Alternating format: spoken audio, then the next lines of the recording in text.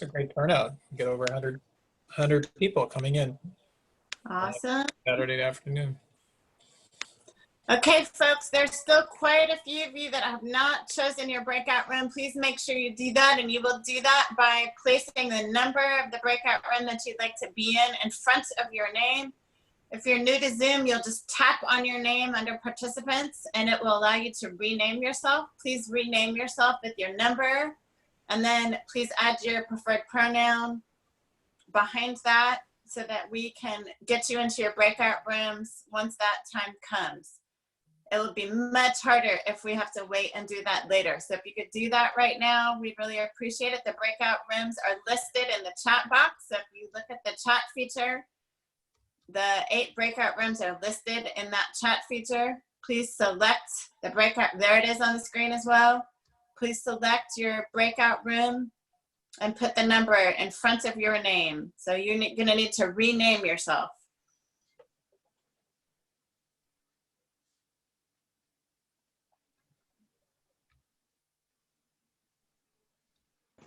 Okay, got it. Fine, I'm cool.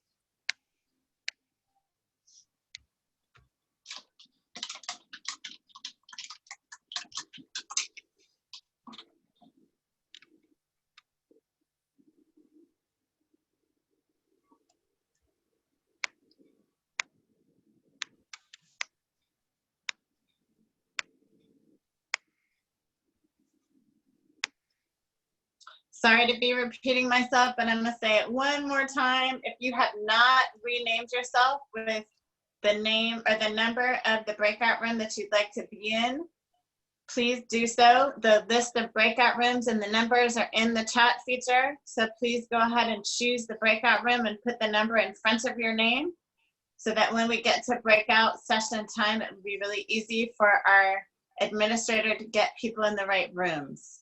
So if you could make sure you take a minute to do that right now. Thank you.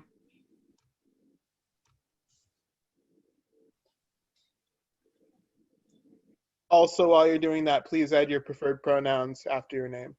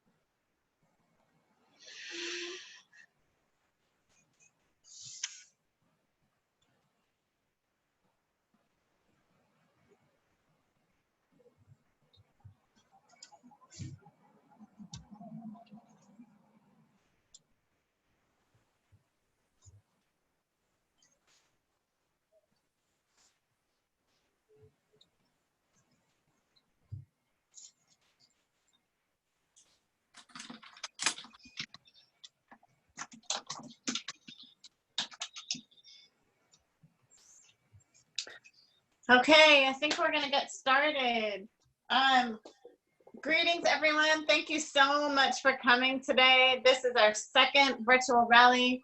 My name is Erin Jones, and I am an educator. This is my 30th year in education. I was a classroom teacher, state assistant superintendent, and then school district administrator. Now I do consulting work with students and adults across the country.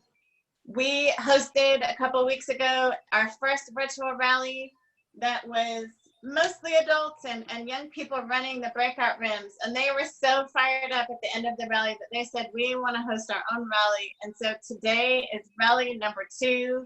We are so excited to be here with some really, really phenomenal young people. And so before we get started and before I pass the baton to my colleague, I just want to encourage us. Many of you have probably heard the idea of brave space or safe spaces, but I talk a lot about brave spaces. We're going to be talking about some difficult topics: race, gender, LGBTQ+, SROs, policing. And so nobody's ever really safe when we're talking about these. It requires us to be brave and to push in. And so I just want to encourage us today, as you listen to stories, as you engage in breakout rooms, to be your bravest self, to take risks, to push through discomfort, to realize that your story and someone else's story may be really different. You may hear stories from young people today that don't match your own experience. Don't write them off. Just listen, especially adults out there and educators, decision makers. Just listen today. Today's a listening day. And then I want to encourage us to really show grace for one another, show grace for yourself. We are all at different places in this journey. So I want to really encourage grace and mercy as we move through this. And we are just so excited to create a stage for these young people to be their most brilliant selves. I want to pass the baton to my colleague, my co-conspirator, my sister in this work, Fernell Miller, who is going to engage us in our first activity of the afternoon. Fernell, take it away.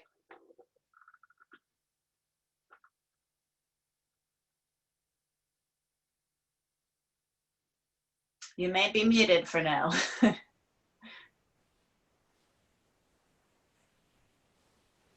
Maybe she needs a bigger There introduction. I did that last time. All right, there you go. Hi, everybody. Hello. Oh, thank you for waiting for me. I'm Fernell, founder of The Root of Us. Thank you, Erin. And so good to see so many familiar faces and new faces. And before I ground us in on our brave space, I'm just so honored to bring forward the root of our youth. These are young people from all over the state, many different districts coming together for one voice. And I'm so excited for you to just get to hear it all today. So one of the things about that is so difficult, and Erin just said so eloquently, about making that brave space so that your whole self can show up. And so one of the ways we do that is grounding in, and we start with some gratitude and things like that. And we're going to skip right to that because we've already shared the gratitude we have for these young people in the room to be able to share their brilliance. Oh my gosh, I can't wait for you to hear it. So where you are, feel supported by what you're sitting on and where you're sitting. Open your feet, relax your shoulders, and just sit back. Prepare yourself to receive today. And do that by just dropping your hands in your lap, turning your wrists, your palms up. You can pick a focal point to look at, or eyes open or closed, however you feel comfortable. And we're just gonna breathe for about 30 seconds or so. And as you're breathing, we're feeling that we're rooted with each other who's here in this work. We're rooted with each other across the country, across the state, who are just wanting to learn and listen and lean in to where our youth are. So pull that air in and out of your body, move out of your head space and pull into your heart space and be able to speak your truth from there today. In.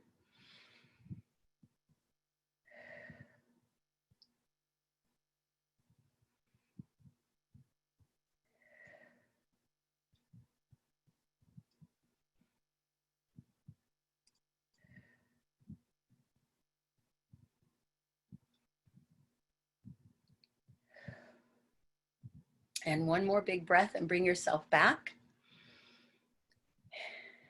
And do whatever you need to do to get ready. I'm going to share a poem with you that comes straight from their heart. It's by Oscar Brown Jr. called Children of Children. The children of children, by the time they're half grown, have habits like rabbits and young of their own. The children of children from their mom's laps hop down from the ground to be taken in traps. The children of children are trapped by dark skins to stay in and play in a game no one wins. The children of children, while young and sweet, are damned and programmed for future defeat. The children of children are trapped by adults who fail them and jail them, then hide the results. The children of children unable to cope with systems that twist them and rob them of hope. The children of children with the sin and the shame keep bearing and pairing, and who do they blame? Who do you blame? The children of children cry out every day.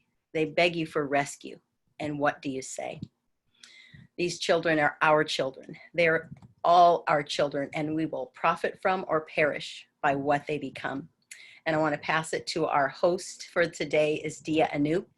And she is one of those brilliant young people. And I'm going to ask Dia, what's your weather report today? Before you start, give us a check-in about how you're doing and feeling about hosting today. Go ahead. I'm doing good. This is an amazing opportunity. A little bit nervous, but that's all right. We're here. We're all good. We're going to need to stop screen sharing too so we can see each other as well. We're done. Thank you. There we go. There's hi, is everybody. Welcome. All right, Dia, thank you. Take it away. All right. So welcome to our second virtual rally. It's amazing to see so many people here. Thank you so much for being here. Our topic today is segregation in schools, continuing the conversation. We say that because we're sort of bouncing off of the topic of the first virtual rally. Segregation in schools is something that sounds like it doesn't exist. I mean, that's what the media likes to tell us, right?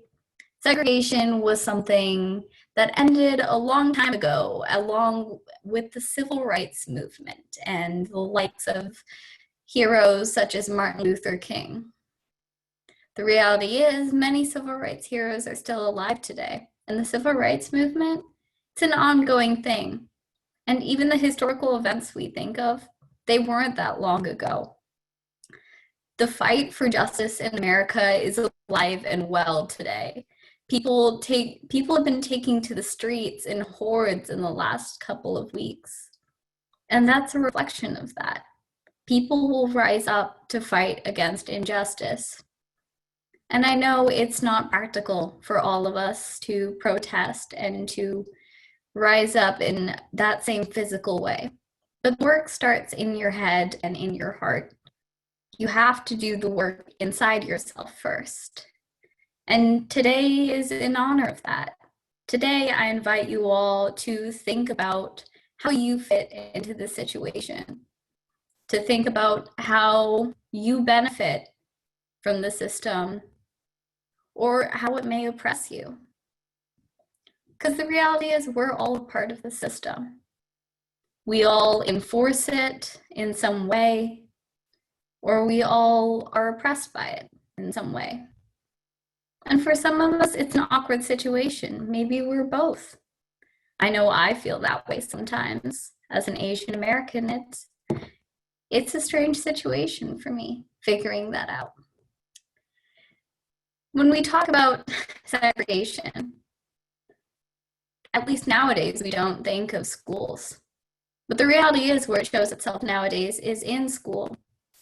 When you think of segregation, perhaps you know the term redlining.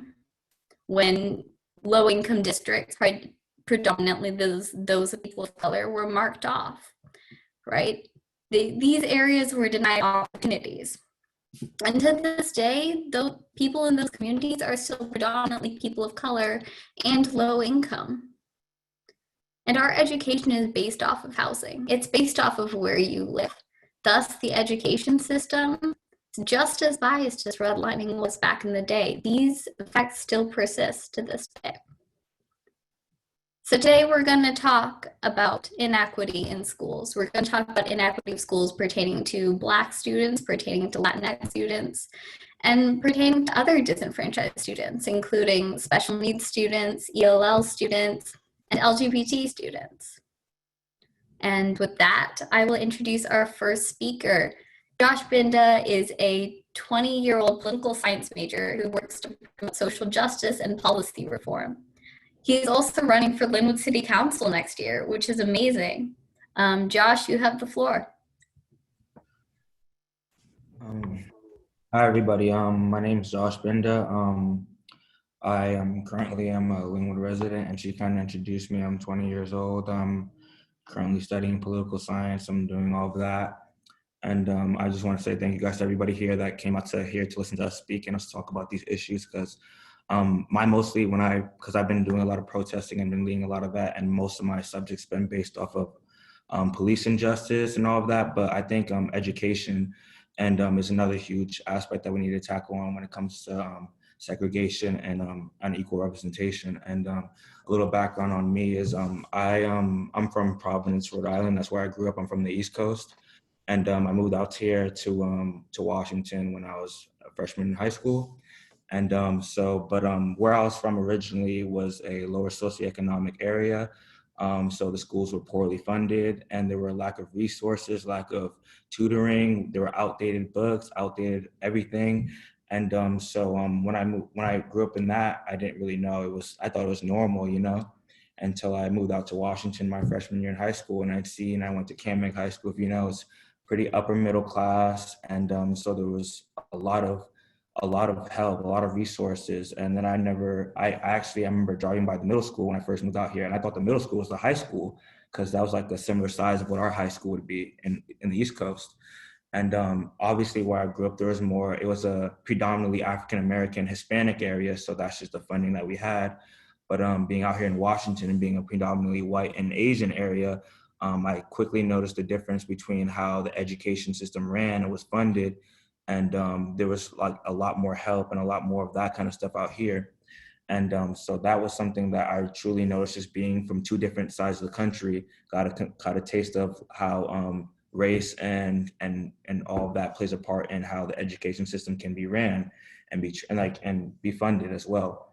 And some things I could speak on personal experience all the time, but I'm someone I like to speak on facts. I like to speak on things that are statistics. And so I have a couple of statistics I actually wrote down. Josh, you're muted. Can you hear me now? Did you hear? Was I muted the whole time? No, just that Okay. like 2 seconds. Okay, perfect.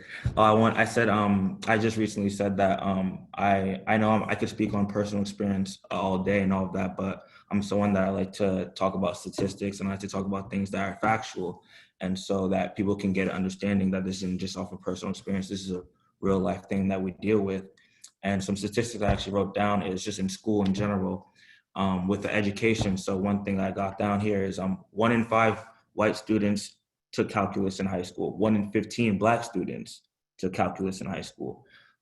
Their Black students' representation at advanced placement classes, they scored lower on the AP test, and there was just fewer representation of them in general compared to white people. And they weren't allowed to take these classes because when your school counselors, when they recommend you for these classes, African Americans were seen to be less prepared or ready to take these classes than necessarily compared to white people.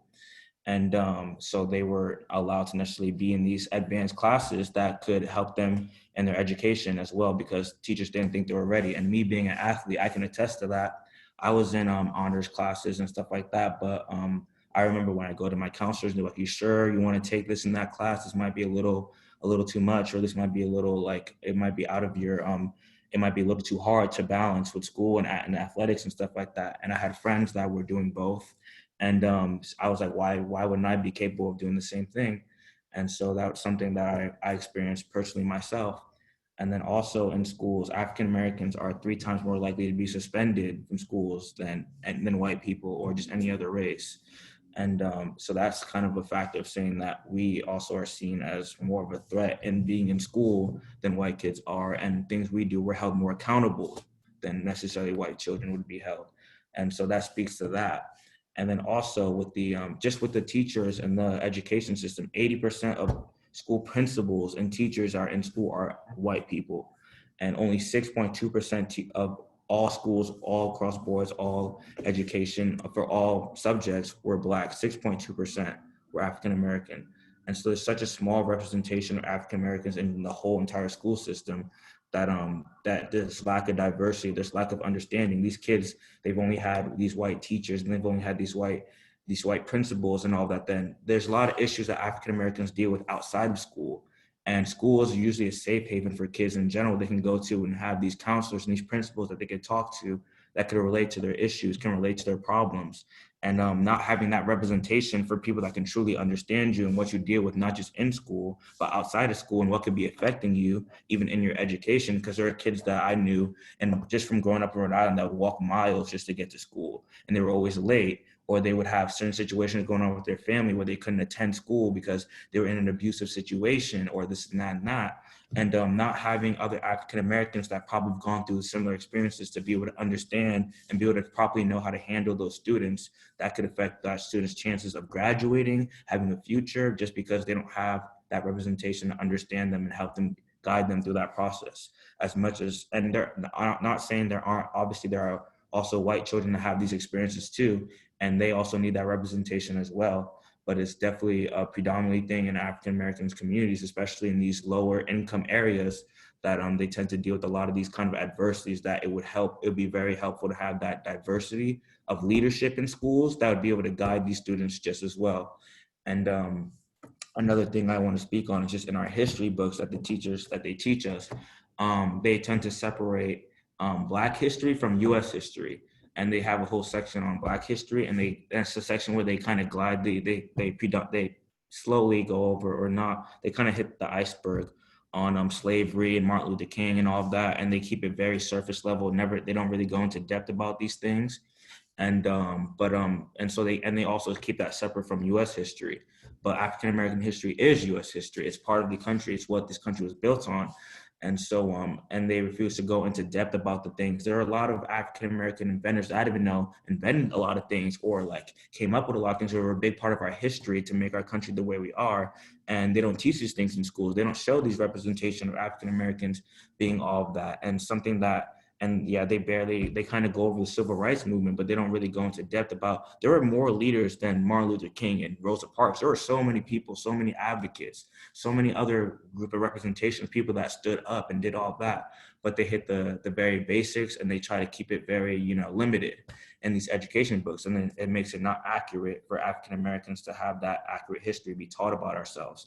And everything that went through slavery, it seems like in the books, they justify slavery. They say they needed slavery for, for economic purposes and this and that, instead of explaining how wrong slavery was and how how whites treated African Americans truly over this time period was truly unjustified. And so that's something that our history books fail to attack and fail to go off of. They kind of keep it very basic, and in that way, they don't inform us African Americans growing up about our own history in America. And something that also that I've noticed also being out here, I think that would be very important for these kids growing up out here in Washington and just in general in predominantly white areas, these African American kids, to know their history. Because the only thing for me, I was blessed to grow up in a place where it was predominantly African American and Hispanic. So I knew exactly who I was growing up. I knew what it was to be Black. I knew what our history was. I knew what being around other African Americans entailed, and that gave me my own sense of identity and culture. But African Americans out here that are in these predominantly white and Asian areas, and they grow up with these kids that don't represent who they are, and they learn this history that they don't justify or tell them who they are and stuff like that. So they kind of, in a way, grow up in a way confused and feeling that the best way to live life is to live it like white people, because they're like, that's all they've been around, that's all they know. And they're kind of, in a way, they don't fully accept who they are because they don't know except fully who they are, because they're not taught to, or they're not around that. And so that's why I think it's important in our education system and in general in our teachings to have that representation, to give kids that identity and get them to appreciate what they are, who they are, being African American, and the positives, and not just what the media puts out there, what people stereotype us to be. And so things I know I can go on forever with this, but I just want to kind of go on with I want to go off of this and end on this, that what things that I think we should be seeking as a community and just as people in general. We should be seeking more diversity and representation in schools and teachers, representation in schools of African Americans. There needs to be more African American teachers. There needs to be more African American counselors. There needs to be that in these, especially in these predominantly white areas, that because they still have African American students that need to have that representation and they can look up to in the school systems, in their neighborhoods and in their areas, so that they don't feel lost or they don't feel like they're alone in these situations. So I think that's something that any not just certain school districts, but all worldwide and statewide and countrywide, we need to start pursuing more to gain that representation in all areas. And we need to reform our education system as well within the history books, especially. It's something I'm pushing for, and that we need to give the full on history. We can't sugarcoat, and we can't keep it surface level of what African Americans have dealt with over history. We need to give on the full information, let them know what happened during segregation, let them know the truth, the good and the ugly, and that way people know. The only way you learn from history, if you know the full history and know how to not repeat it. You can't not know how to repeat history if you don't know your history. And so that's what we have to do. We have to attack the education system. We have to attack the school boards, and we have to not attack physically, but we have to challenge them to bring in this representation of all African Americans. And so that's something I think I'm glad that all you guys are here to hear this. And hopefully in your pursuance outside of this, you guys can find ways to talk to these school boards and talk to these things. Don't give up. Bring in this representation. Like, we need this representation. All African Americans need this representation. And it's not up to us Black people, because if this could be solved by just us, it'd be solved. This is obviously going to take more than just African Americans. It's going to take whites, Asians, whoever we can have to help be a part of this process. And that's why this whole group being a part of this is very inspired me a lot. And because I seen when Marlo hit me up to be a part of this conversation and all that, and I joined the first Zoom call they had, and I just seen the diversity of like Asian, white, like Blacks, just everybody, and it was a huge diversity, and so seeing that, like, it brought me a lot of hope and a lot of thing that other races are also stepping up and doing what their part to be a part of this change. And I'm just glad, I'm grateful, and I'm hopefully that everybody can come out of this with motivation to be a part of the cause. So I could keep going, but like I said, I know other people have time to speak, so I'm going to end on that note. Thank you, everybody, for coming out and listening to us speak. We appreciate you, and let's keep pushing for change. Let's keep going for it. Thank you. Appreciate you guys. Thank you so much, Josh. That was amazing. All right. Our next speaker is Pauline Lakunji. She is a junior studying business at the University of Washington and has been driven to work to better schools for future and current Black students by her own experiences. Thank you so much for joining us today. Thank you, Kiro, for that introduction. I just wanted to take a few moments to talk about my personal experience and why I feel so passionately about this, and why I'm always jumping at the opportunity to speak at an event like this. So being Black in schools, and I went to a predominantly white school my entire time, K through 12, I've always lived in predominantly white areas, and even my university is still predominantly white. I've experienced being called racial slurs, being targeted by administration, followed around campus, not having people who look like me in the material that we're learning or in our textbooks or as role models in the classroom, as well as even at my university. Even though there's more courses that I can take to learn about Black history, it was still something that I had to seek out on my own, and it wasn't part of every single course. And as Josh mentioned, I love that there's a lot of Black inventors who created things for every single subject that we learn. So it should be part of all the classes that we're taking, not a course that I have to find as like an elective, to be learning more about how Black people have contributed to this nation and have been a part of our history. For me, the hardest part during this time and having these conversations is talking with other Black students and Black parents. And especially with the parents, a lot of them have shared their experiences of taking their kids to different schools and how it was normal to them that they went in with the assumption that something was going to happen to their kids, or that their kids would have some kind of struggle. And hearing these stories and having these parents, kind of be not okay with, but aware that this was kind of a normal thing for Black students to have hardships on their campus, made me so upset. And even with my experience, this shouldn't be normal.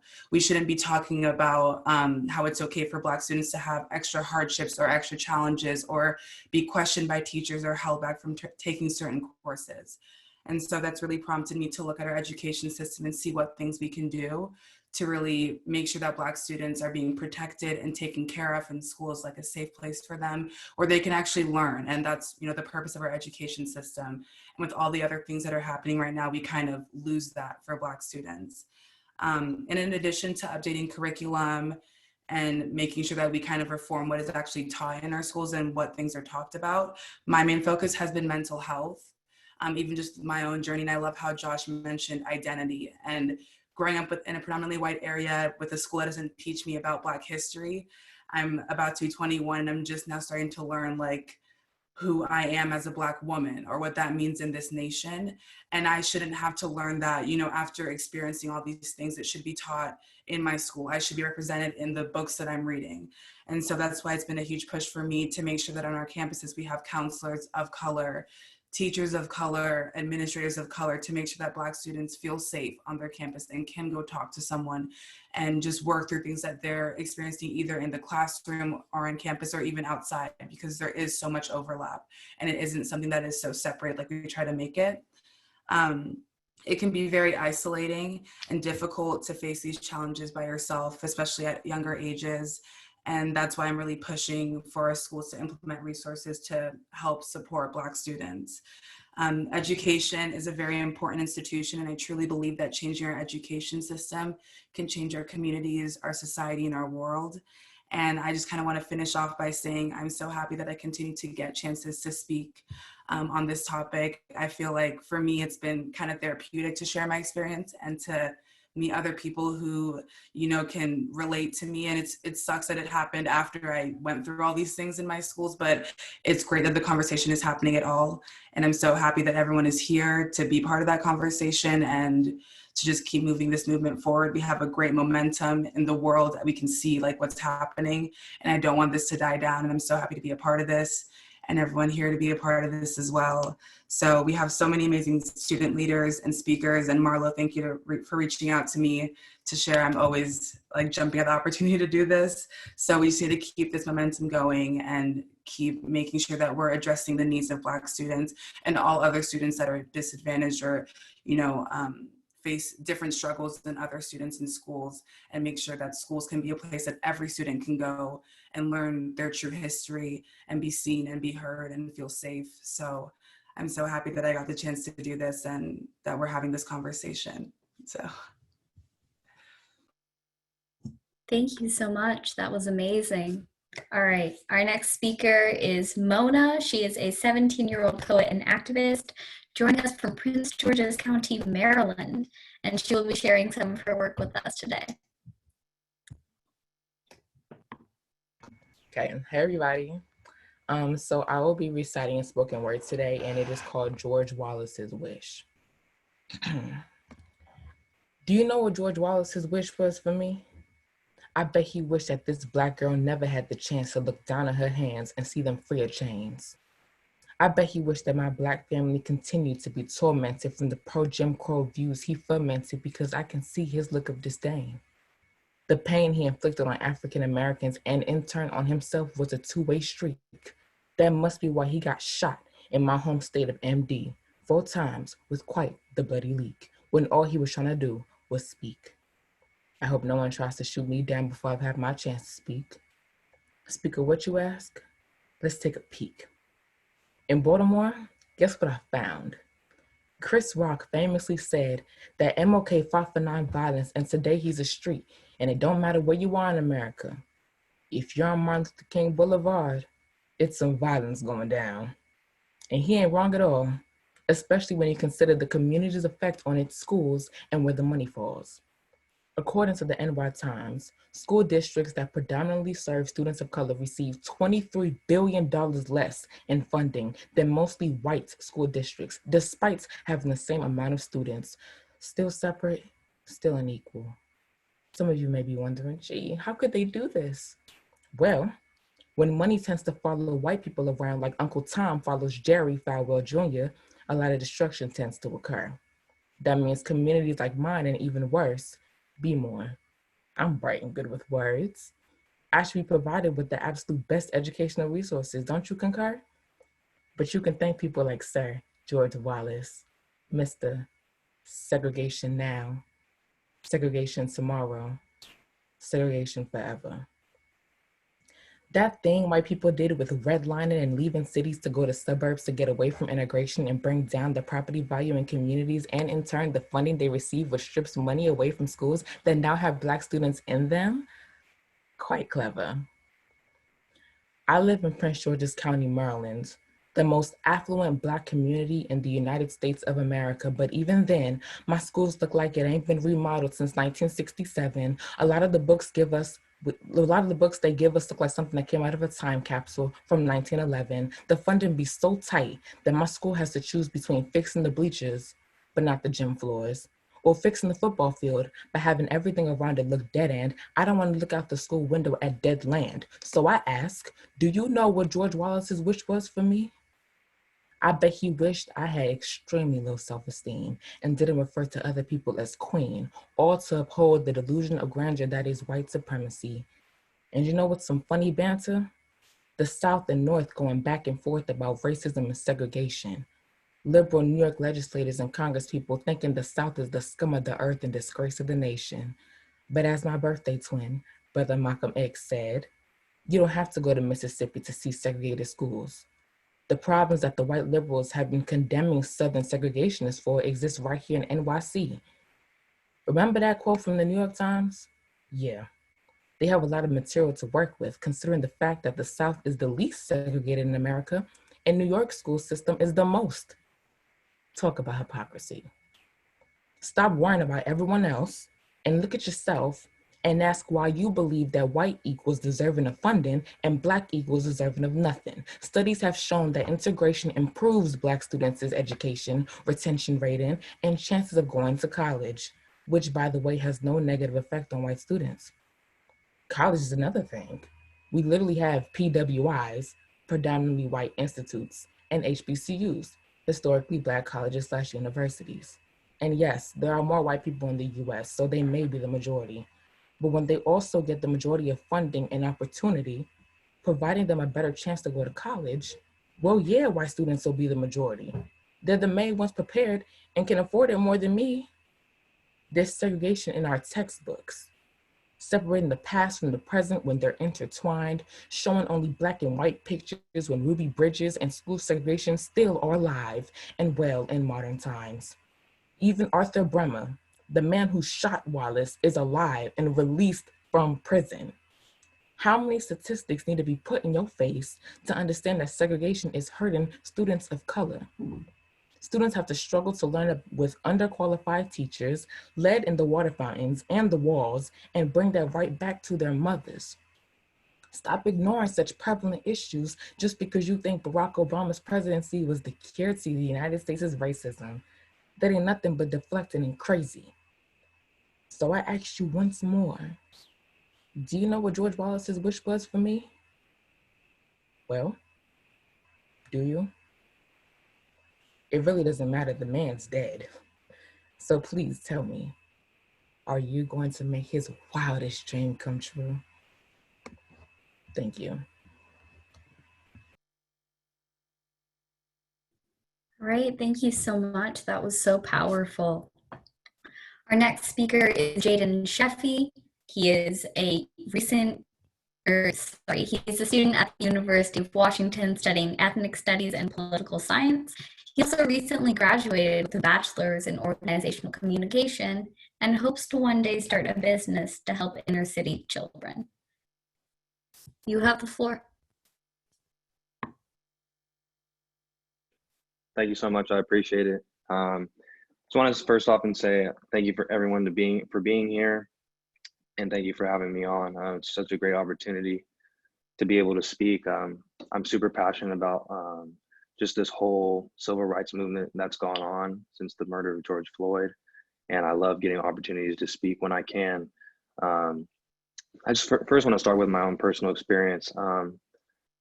One thing I haven't shared at the protest I've been able to speak at is, so this is something totally different, but I remember being on a sports team, a football team, and we were at camp. And I remember that we had a team activity to do. And our coach started us all off at an imaginary line.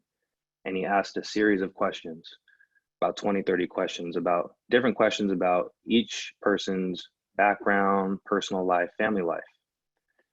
And some students, because they had more opportunities than others, some of my teammates were farther ahead than me and farther ahead than other teammates. So if your answer to the question, for example, like move forward 2 steps if you feel like you've had opportunity to succeed in school, in life, etc., you would move 2 steps forward. Well, some people didn't move at all. And I was one of the people that were more towards the back at the end of the activity.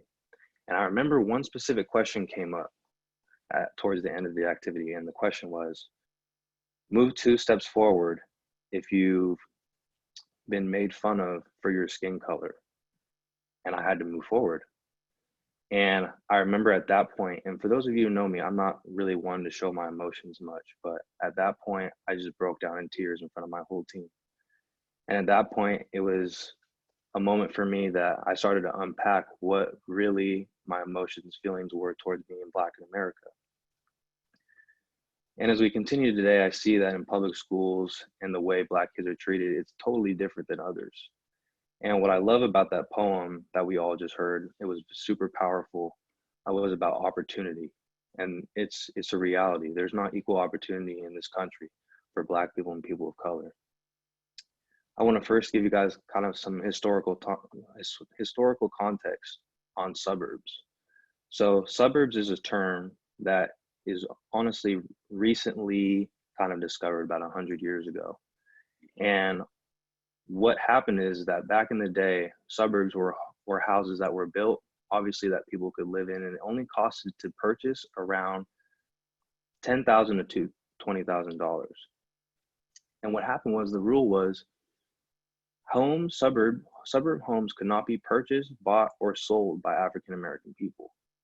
So people ask me all the time, why is it that Black people feel that they have a disadvantage? Well, I'll tell you. Just in the short aspect of housing alone, we were not allowed to purchase any of those homes, even though we had the money. So what that does is it creates a disadvantage for Black people and people of color to not get ahead and be successful.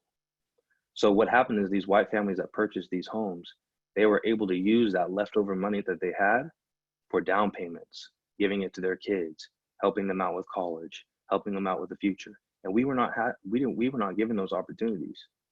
So at the end of the day, it feels like for Black people, it's felt like for me all my life, that it's like a sprint, a marathon. And the white people are already halfway ahead of me and I have to catch up.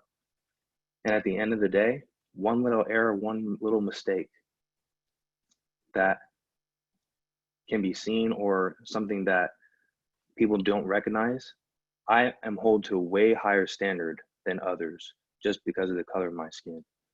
So I'm given a harder time and treated a lot different, 3 times harder than someone else that may be white. And at the end of the day, the reason I'm here speaking today is I want to see change for generations to come. In our schools, we need representation. We need Black people seen buying property, being doctors, being judges, being in positions of power, so that these kids, that our children, our children's children have something to look for, have something to look to. We need a glimpse of hope. In our schools, people don't learn about their history. They don't learn about anything about themselves. And it's a disgrace because at the end of the day, we are all people. And I've been saying that we are all people that breathe the same air. We all live our lives the same. Just because of the color of our skin, it does not make us different. It does not make us any special or better than anyone else. So in our country, what I'm pushing for, I want to see change that kids can wake up in the morning and they're excited to go to school.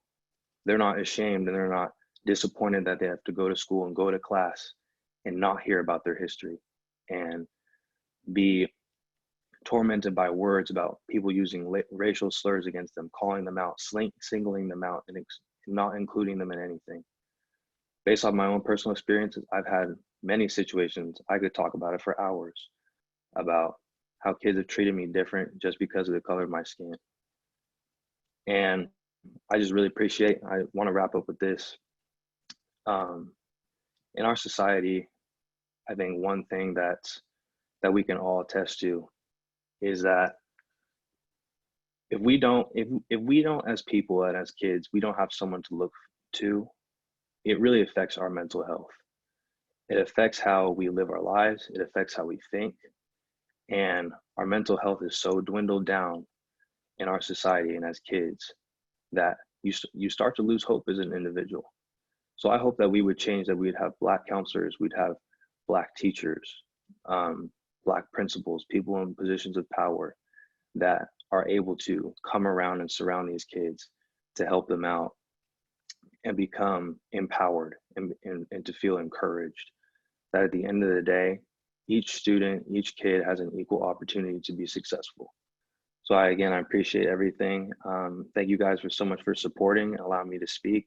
I love having these opportunities to just speak on my own personal experiences and what I'm convicted about in this movement. And I hope that we'd all walk away here from today inspired, motivated, and excited to create change. So thank you very much.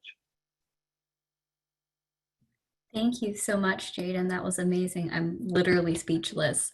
Our next speaker is Miss Teclu. She was born and raised in Seattle, Washington, and is a graduate of our local Woodinville High School. She's currently attending NYU and studying acting at the Tisch School of the Arts. Hi, everybody. Oh, wow. I'm honored to just stand with you guys and talk with you guys today. Just seeing how many of y'all showed up today to just really instigate change. I don't know, it does something. It does something to you. But I don't want to get emotional now, but it's just like listening to the stories of my peers and like what they have gone through. It just, if it doesn't pain you, you're not listening, if that makes sense. And I want to thank Josh for sharing his story about like what it means or what it meant for him to like grow up on the East Coast and growing up in predominantly Black and Hispanic areas versus coming here in predominantly white areas, and just talking about the difference in privilege and living in white predominant areas. We have a lot of privilege. Even I myself, living in these areas, have had a lot of privilege to be able to go to a better looking school or just have a better education. But just because that's true, the color of my skin is still Black, and because of that, that has made not just me but a lot of young Black men and women the bottom of the barrel, especially in our school districts. And when we talk about the point of segregation, I think the first thought that may come to your head is segregation between Black and white. But I don't think something that I don't think you guys realize is that segregation also was placed right in between me and my Black peers. Jaden and I went to the same high school, and we are just now forming a relationship and a friendship.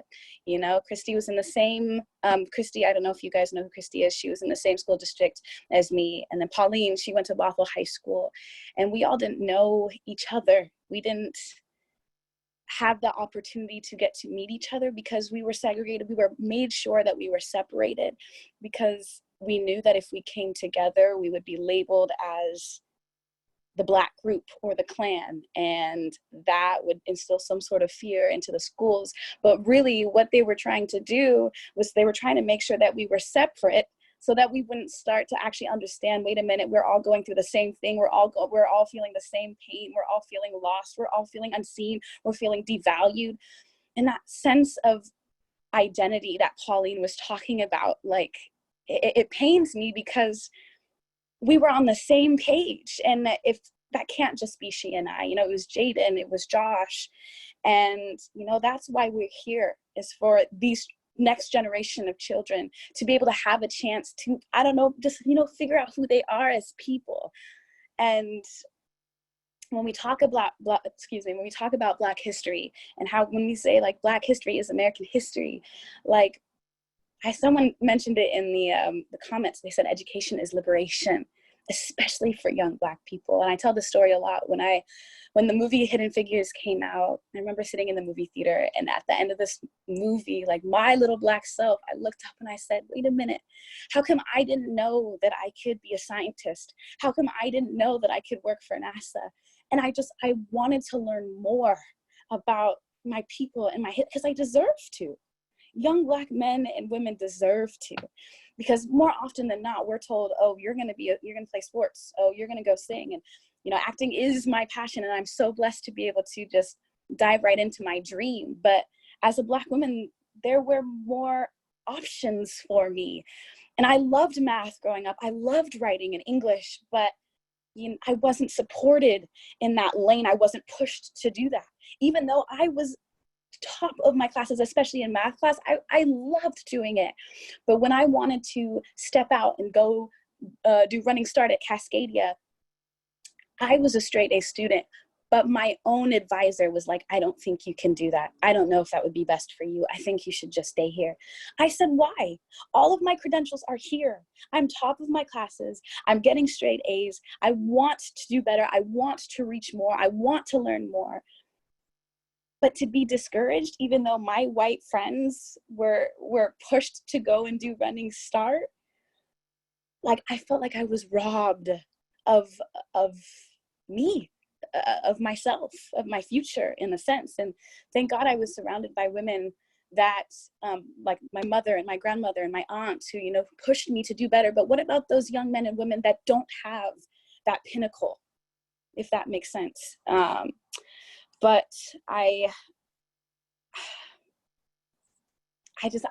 passionate knowing now that, like, seeing young people finally giving us a platform to voice our thoughts and our pains and our needs. I don't know if you guys saw back in June, President Barack Obama gave a speech, and he said, you know, it's young men and women that are at the forefront of this movement. And I take so much pride, and I'm honored to stand with you guys. Like, I don't even think y'all understand the change that you're instigating right now. And I was talking to the beautiful Miss Fernell not too long ago, and I don't know if y'all know this, but she actually grew up in the North Shore School District, and she was telling me, like, some of the things that was happening then, they're still happening now, but it's the children, it's us young people that are really starting to flip this table. And so I just want to inspire y'all to keep going. Something that really inspires me is I know some of y'all, and I know some of the households that y'all grew up in, and I know some of the ideologies that y'all were taught, but you guys are starting to question that. And questioning is the first steps towards change.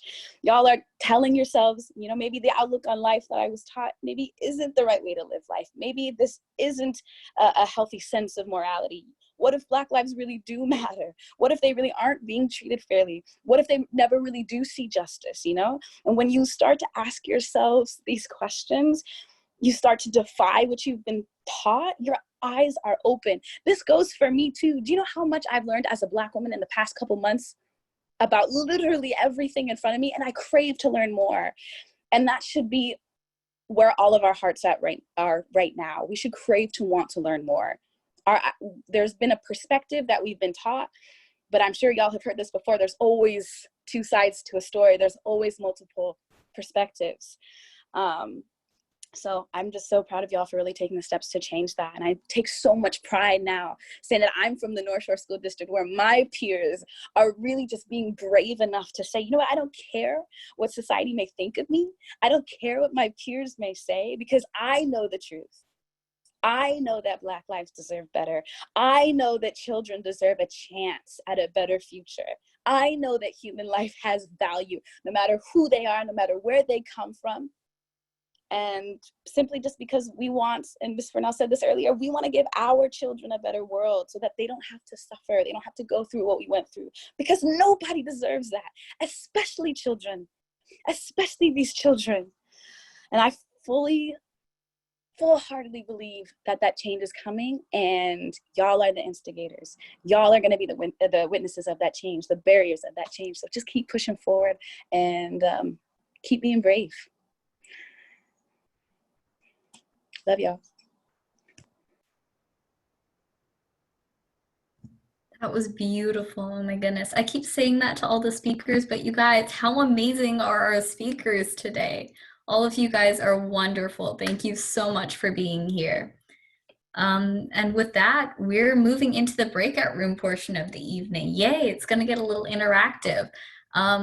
If you haven't already, please rename yourself so that your name includes the number of the breakout room you would like to be participating in. You can do this by clicking on the little square that has your video on it or your name on it if you have the video off. And in the top right corner, there's a little blue button with 3 dots on it. And if you click that, you should be able to rename yourself. Dia, let's take a collective breath on all that brilliance that was just brought to us in that moment. Everybody, breathe that in.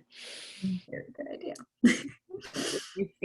Let them receive our thanks and praise for your honesty and truth. There's more when you come back after breakout, so stay with us. There's more. Oh. Honestly, it went by so fast.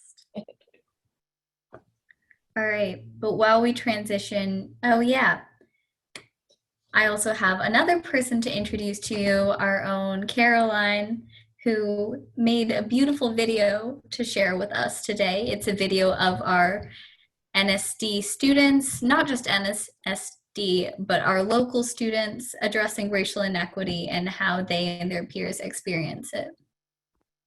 Hi, can you hear me? I hope you can hear me.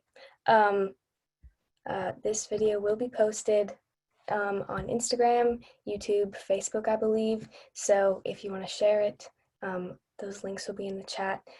So I hope you enjoy my amateur editing skills. I did my best. Oh, freedom, freedom, oh, freedom, oh, freedom, over me, and before I be a slave, I'll be buried in my grave and go home to my Lord and be free. Oh, freedom over me, over me. Dear teacher, no LGBTQ+ kid is allowed to hear slurs from anyone, especially you. And go home to my Lord and be free. No more repent, no more repent, no more repent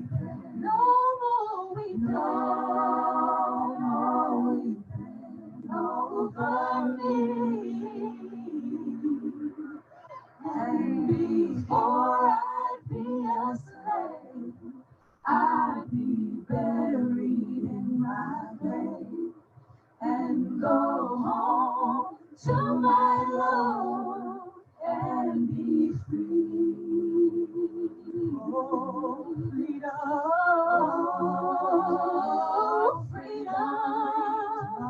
oh, freedom, oh,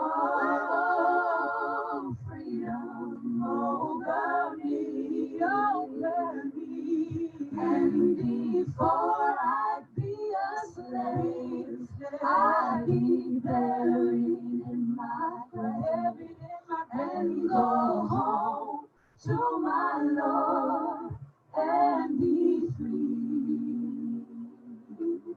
And before I'd be a slave, I'd be buried in my grave and go home to my Lord and be free.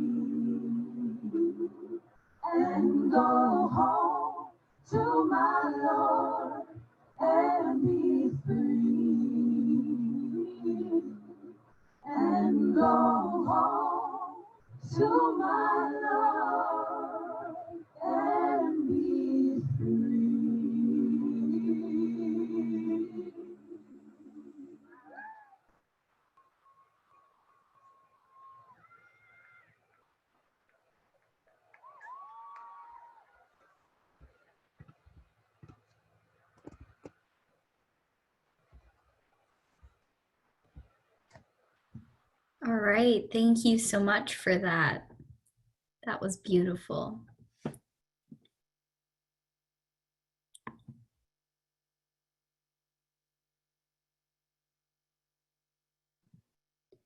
All right, so with that, I believe we will be transitioning into breakout rooms.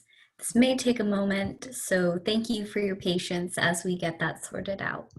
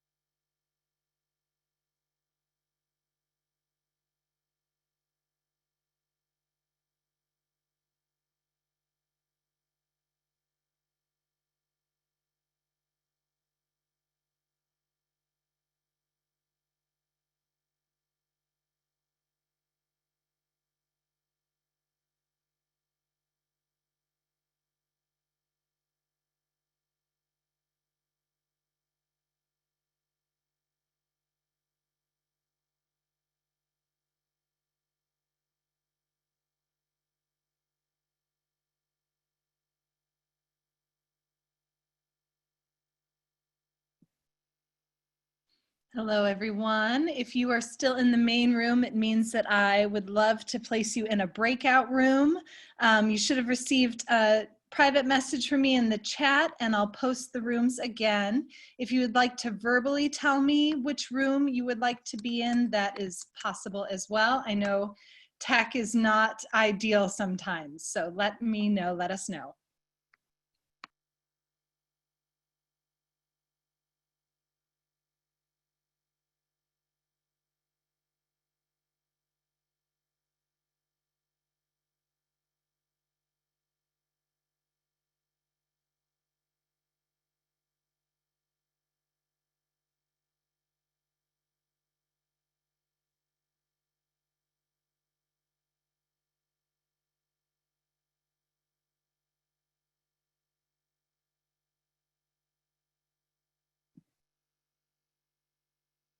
And I'm looking to help place Ruth, Vivian, Vera, Fran, Chris, and Kiro, please.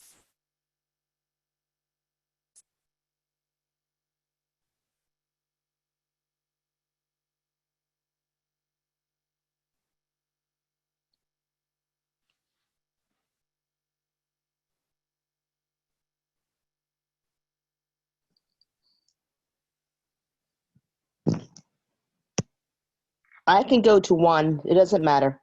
Oh, fabulous. Sure, we will send you there. One moment.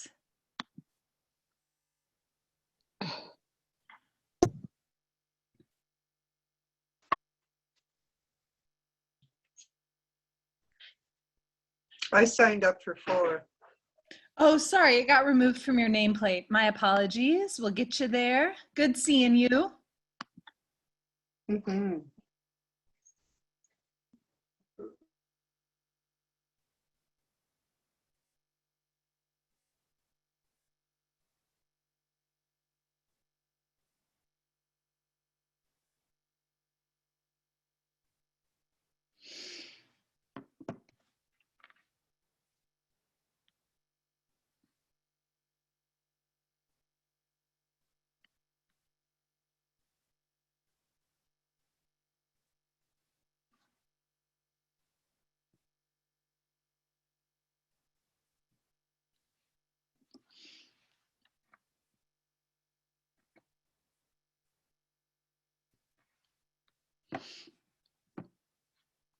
Thank you, Yuval, for your help today. So much appreciated. Of course, of course.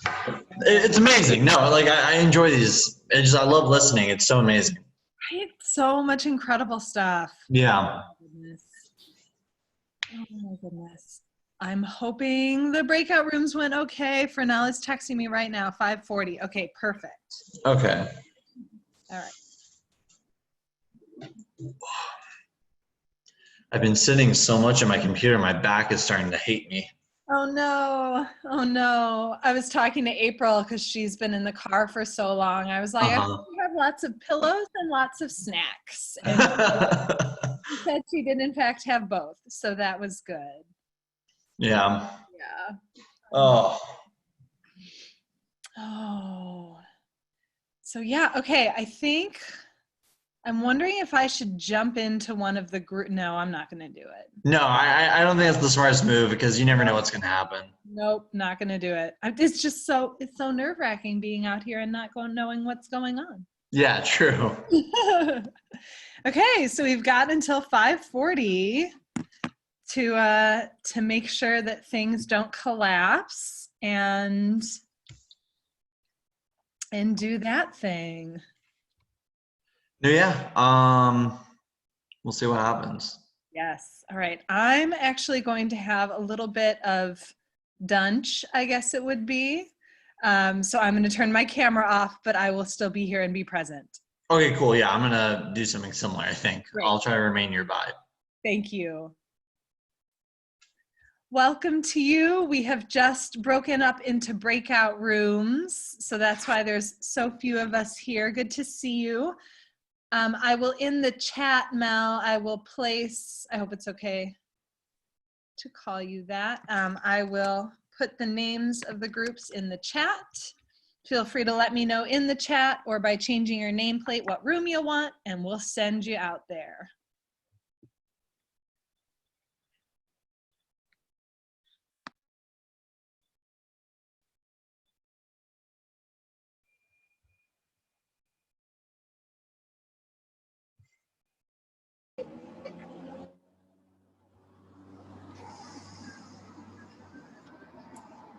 And Mel, if you wanted to, you can also tell me verbally which room you'd like. I don't know if you can see the room names in the chat or if you're mobile. Can you hear me? I can, yes. Hello. Oh, okay. I'm sorry.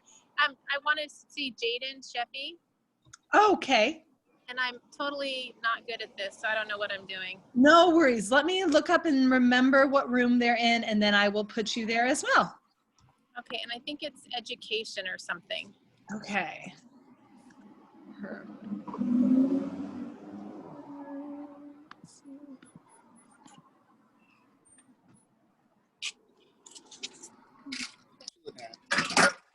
I'm getting on Zoom.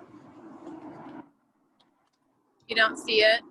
I'm 3 down with, oh, there they are. Okay, perfect. Yes, room 4, staff training and promoting diversity in schools. I will send you there.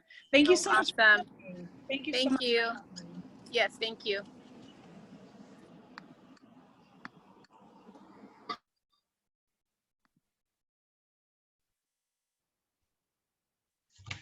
Okay. I hope it was okay that I just sent people off into their rooms without, Yeah, I think without it's any preamble. No.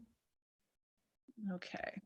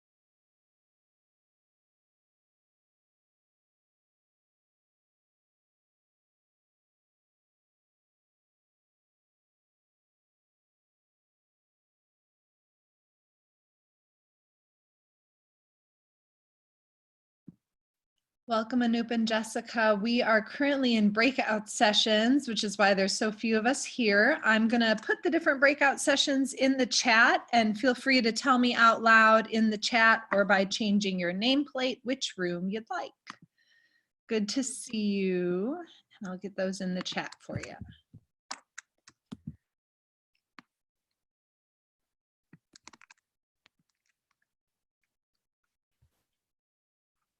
Could I go to room 5, ethnic studies? Absolutely. Sending you there right now. Thank you.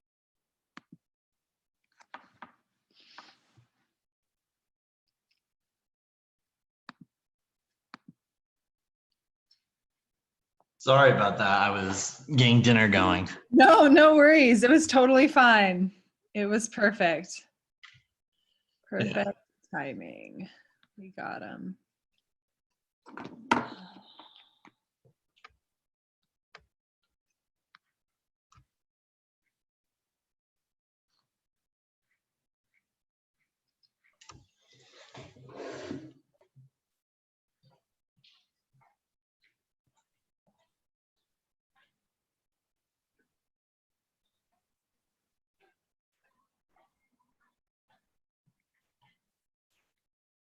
So what's new with you? Oh, you know, rally's been a lot of it. Yeah. Yeah, doing that. Working on Equity Institute stuff. So setting up some research projects for students and applying for grants, and, you know, so it's going well. It's good stuff. It's busy, but it doesn't feel like work busy, you know. It feels well, I Do mean, you think we need to be recording our conversation right now? oh yeah, they are. Cool. Hey everyone. Didn't even think of that. Maybe they can cut and paste it out. Here's. Wait, we can also pause it. You can pause the recording. Oh, we can. Okay. Yeah, in the top left, what it should look like is a stop and a pause. So Okay, good. mine's going. Good. Thank you.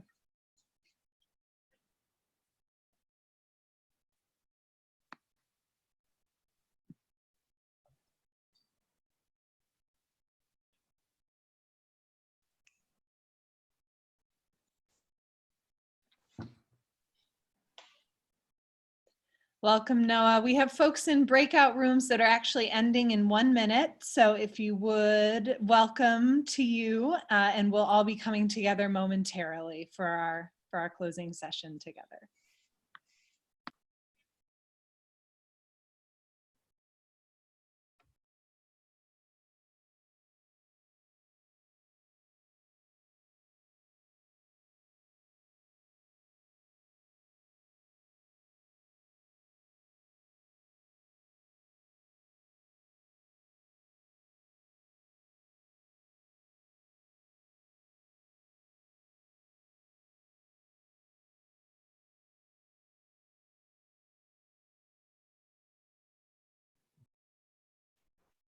Welcoming everyone back. Is Caroline going to play our video again as we welcome back, or no time? Excellent sessions. We could have kept going and going and going, but we have more speakers to hear from. Where's Dia? Are you back yet? Yes, I am back. All right, I'm just waiting for some more people to come back into the room, because it appears right now we're at about 30 people. So, okay.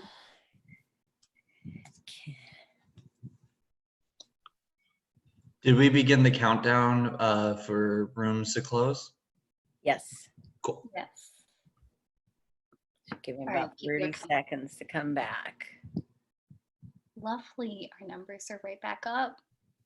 Hello, welcome back, everybody. I hope you enjoyed our breakout room sessions. I hope you had a good discussion. Thank you so much to all of our wonderful student speakers who came here and shared their experiences with us today. You all are amazing. Thank you for this opportunity. And thank you to all of our adult facilitators who helped us set this up, because we appreciate you.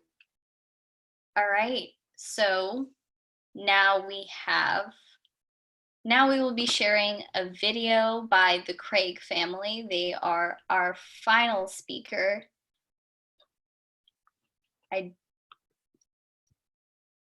Perfect. Can you All see right. that?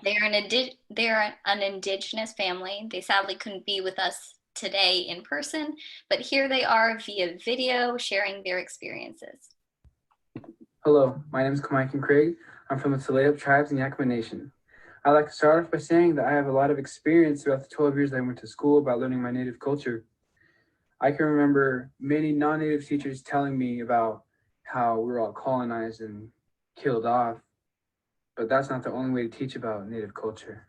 I only had 2 native teachers, and they taught me right. Same with my elders in my family, my grandma, my mom, my dad, they all taught me right. And they've given me teachings that inspired me to become a teacher. And I just graduated high school, and I plan on working to get my way up to be a teacher, because I don't want any more students to believe that that's all that we are. Because I know that some students have believed that we're all extinct, that natives don't even exist anymore.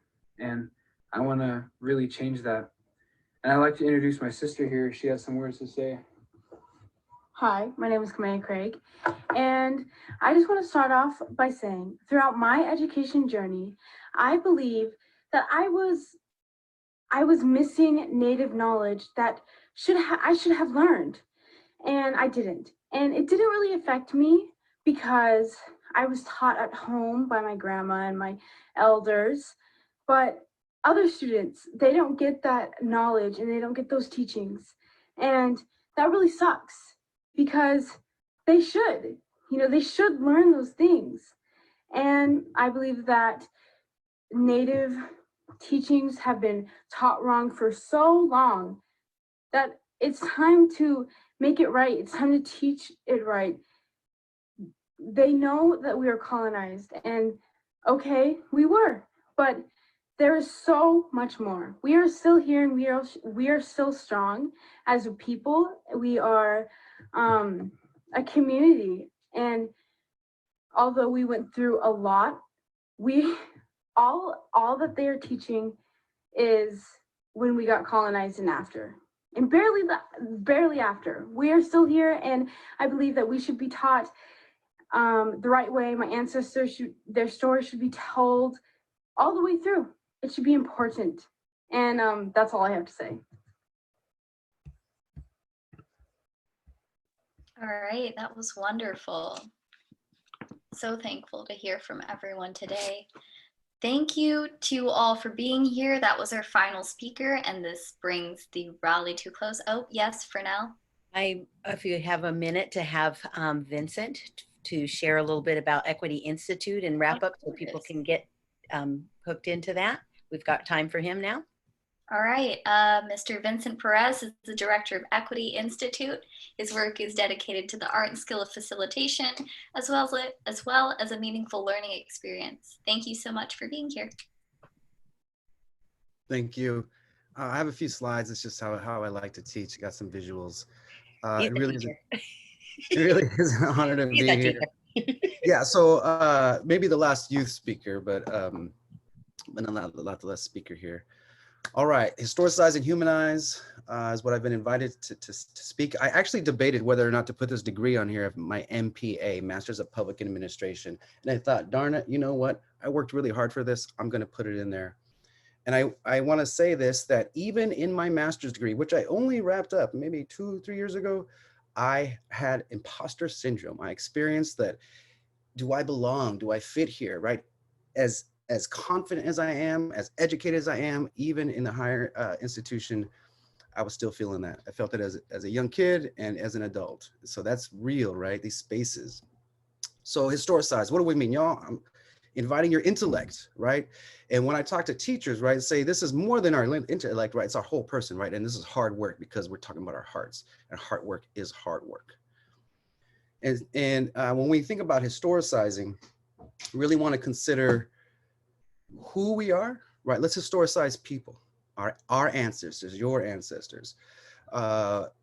We often talk in this dialogue here today, I've heard a lot about white, this kind of concept, but really Let's historicize white folk, which means European Americans, right? Just as we've given some other terminology to African Americans. And other such, and indigenous Americans, right? This grand American experiment. Well, all of our ancestors have come from somewhere. And as I look into my own ancestry, right, the mestizo race, the mixed race of the Spanish conquistadors and the indigenous here. For instance, I learned that tamales, if anybody has had their hands in making tamales, that is a food that is 9,000 years old. So I know when I'm with my mom and I'm in the kitchen and we're doing that, I'm part of a tradition that has been on this continent for 9,000 years. Historicize our cultures and historicize stories of resistance. Specifically, historicize place, the very ground you are on right now. Where's your school? What is the very ground the story of that very ground? And y'all, we have to historicize our, this is all of our nouns, right? People, places, and things. Well, things, ideas, policy, technology. Historicize a cell phone, and you're gonna see some ugly history, actually. Schooling itself. And when I talk about policies, right, I'm talking about laws and rules that get made. They came from somewhere, right? They got written down by someone. And so here is a little way in if you want to historicize your land. I put in Olympia, Washington, where I live. And here, this is a beginning, right? This is a beginning. It's not the answer, but Squaxin, Cowlitz, Coast Salish, and Nisqually. This is the land in which I occupy now, right? And so to acknowledge just even where you are, native-land.ca can get you there, and just think about where you are, where you've been from. And no history, no self, right? And we know our history, we've got to know ourself. I just like that quote. We historicize this moment, y'all. Let's look at the way just even animals are used to dehumanize people, right? We can't see the slide. We can't see the slide. Move it, because we're only stuck on one. There we go. Keep going. So can y'all see this here? Yeah, we missed number 4. Oh, that's an important one, y'all. Here we go. Just Yeah. take a look here. Native land. Sorry, thank you for now. Appreciate that. So I just wanted you to take that in there. If we historicize the moment here, right? June 1, 2012, from Walnut Creek, California, military style using dogs, right? 1963 and all the way back to colonization. So I've been really appreciating the messages around historicizing here. Here, you're asking for it, right? And when we historicize, y'all, we humanize, because we're talking our stories. And when I say humanize, really it's about these 3 things. Connection, which is connecting to our stories, connecting to our own emotions, and our bodies, right? And the place we just talked about, the very place you're in. Coping, y'all.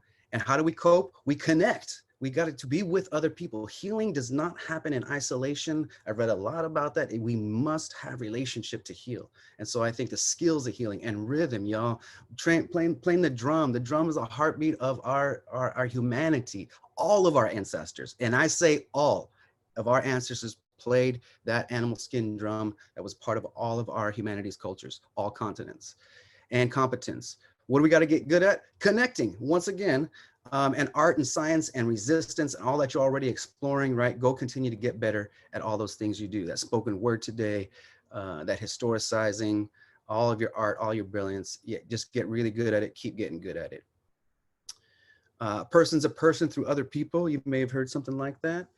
And so when we begin to humanize, I think we really get to see each other, and in seeing each other, we become safe with one another, right? And here's just a little quote about really the most important aspect of our mental health is about being safe and being connected with others. And so if in our classrooms, and we discuss all of our histories, right? If there's a space where we can bring our whole self in, all of our emotions, all of our ancestors, and feel safe while doing that, right now we're on a whole nother level of liberatory education. And I say, y'all, we got to harness narrative to grow agency. And that's our internal power, right? That motivation, ganas is how I might say that in Spanish, right? Self-affirming narratives are resilience.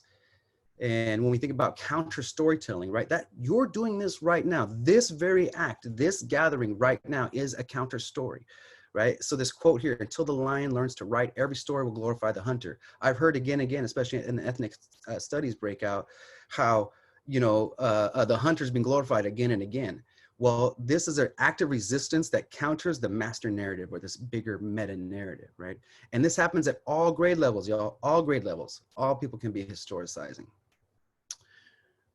Y'all, there is some policy out there, right? So just some because things get written doesn't necessarily mean they get done, right? I highlighted a few things. Beginning July 24th, 2015, right? This is a curriculum that was developed since time immemorial, tribal sovereignty in Washington state. And here is a law, right? RCW said, you know, it's revised code of Washington. That's our laws in Washington state, the RCW. You can hear that. Well, what's the RCW on that? What's that law? What's that policy?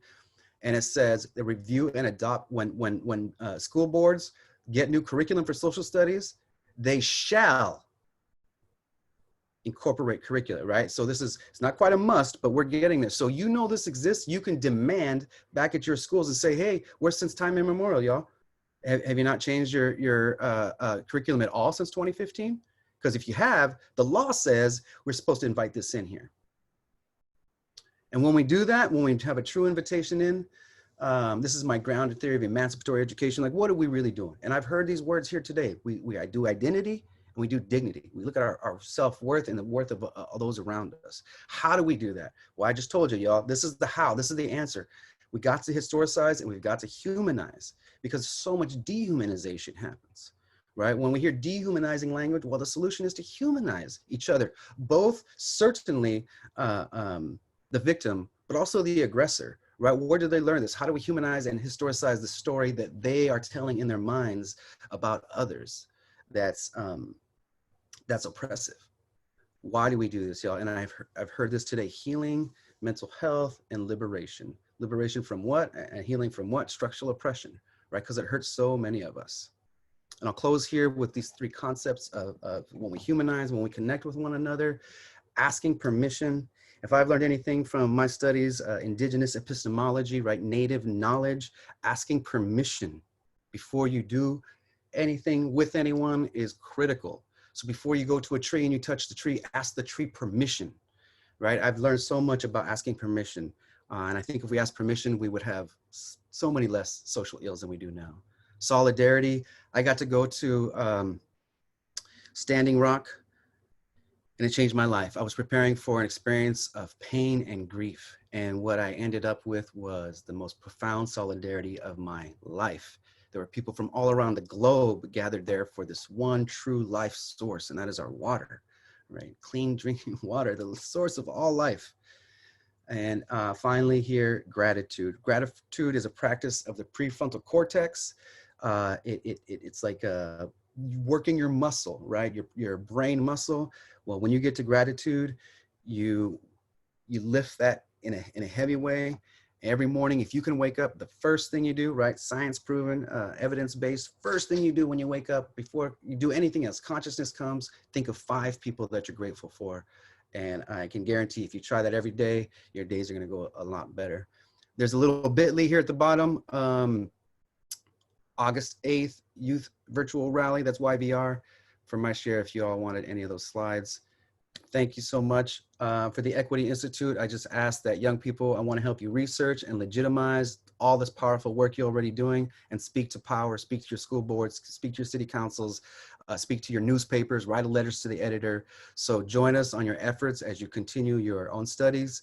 We will support you through grants as you investigate research questions. That's what I want the Equity Institute to do. Here we are, you're already on your way. It's a blessing to be here. Thank you all so much.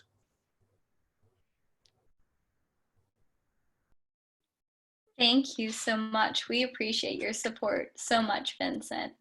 And honestly, on that note, I want to do a shout out to the amazing adults who support us at the root of our youth. Thank you, Fernell, for bringing us together. You are amazing. We all love you. so very much. You don't even understand. When you're not here, we have conversations about how much we love you. Shannon, thank you. You are amazing. You do so much. You talk about being terrible at technology, and yet you get so much done. Thank you. Thank you for putting in that effort. And thank you to all kids at the root of our youth. I love you guys. You're amazing. All work so hard, and I'm glad that all of your knowledge was that we could put on exhibition today, that everyone could see how amazing you guys are. And with that, I mean, we've got so many projects going on, and I want to tell you guys all about them. So, oh, I almost forgot our amazing, wonderful keynote speakers. I almost forgot to thank them. Thank you so much, you guys, for being here. To all of the speakers, all of your words meant so very much, and I'm sure they inspired many people here today. I know they inspired me a lot. Lit a fire in me, so we're gonna keep fighting, right? We're the youth, and here we are, ready to fight. And thank you, Miss Erin, for pulling us all together and starting this whole fishbowl in the first place. We are so grateful to our Miss Erin Jones. Thank you. Oh my gosh. We love Erin. Erin, you're amazing. Thank you. All right. With that, we've got a podcast coming up at the Root of Our Youth. If you guys want to interact with us more, we've got a podcast coming out. It's amazing. It's out on Spotify right now. You can look it up. It's called The Lunch Table, a podcast by the Root of Our Youth. We also have a website coming up soon. So once we have the website up, all of that stuff will be linked on the website. We're also starting a little sisterhood club. Some of us girls at the Root of Our Youth, it's going to be us high school and college age girls connecting with middle school and elementary school girls. And it's really just meant to foster connection and love and acceptance. And it's called Girls Rise Up. And registration is open now on Eventbrite. So you can look that up. Feel free to join if that's something that you're interested in. You can follow us at the Root of Our Youth on Instagram. You can also follow the Root of Us on Facebook and Instagram as well. And I think that's it. I think that's all the things I have to plug. I think that's, oh, and we have a newsletter. I forgot to mention, we have a newsletter. You can subscribe to that on our website as well. Once that is up, we will also be posting a subscription on Instagram. I think we can do that. And I believe we have an exit survey for you guys to fill out. So on your way out, please do that. Please fill out our exit survey. And I believe there is a place where you can put your email if you want to receive the newsletter. So yeah. Thank you for joining us. Have a wonderful evening. And I hope to see you all at another event. One of them we have coming up maybe. Next Thursday, youth meeting, Thursday at 6:30. Real quick, that link, that link. Oh, there it's good. It's good. Just checking. If you're like youth in this rally right now, if you want to help, if you want to join our team, definitely like Dia mentioned, our Instagram. If you want to contact us through the Instagram, then you can totally come and help and join our team. We'd love to have you. Yes, we would love to have you. We have a lot of work to be done, so we need all the people we can get. And thank you, Dia. You're amazing. Yes, thank you, Dia. We love you. Yes, epic Dia. Yes. Oh, my girl. She rocked that. We did what we couldn't. Hey, Dia.